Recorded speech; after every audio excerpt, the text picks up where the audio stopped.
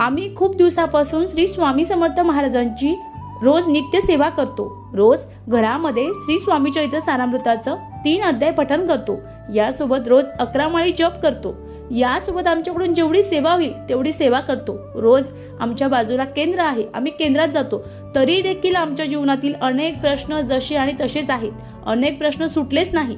आमच्या सोबत स्वामी महाराज असं का करता, किंवा स्वामी समर्थ महाराज मला पावतच नाही, किंवा स्वामी समर्थ महाराज माझी इच्छाच पूर्ण करत नाही, असं तुमच्यासोबत होतं का? तर हा व्हिडिओ तुमच्यासाठी।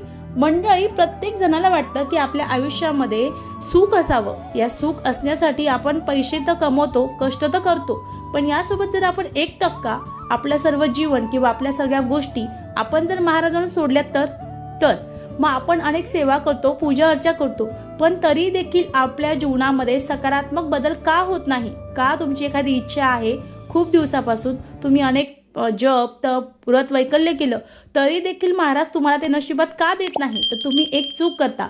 आजकालच्या धावपळीच्या युगामध्ये कुणाला वेळ नाही, पण वेळ काढून आपण सेवा करतो आणि सेवा केल्यानंतर आपल्याला असं वाटतं की माझं ही जी इच्छा आहे ती पूर्ण व्हावी, पण तुम्ही सगळ्यात मोठी एक चूक करता। ती चूक कोणती?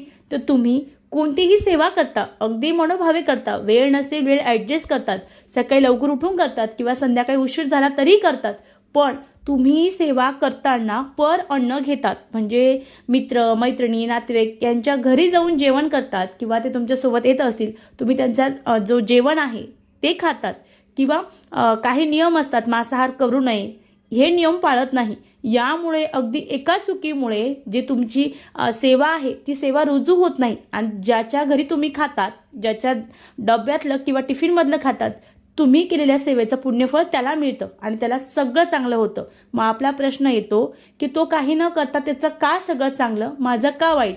इथेच आपलं चुकतं। म्हणून आपण जी स्वामी समर्थ महाराजांची सेवा आहे ही करा, पण चुकूनही परान्न खाणं सेवेच्या काळामध्ये अवश्य टाळा। श्री स्वामी समर्थ। जय जय स्वामी समर्थ।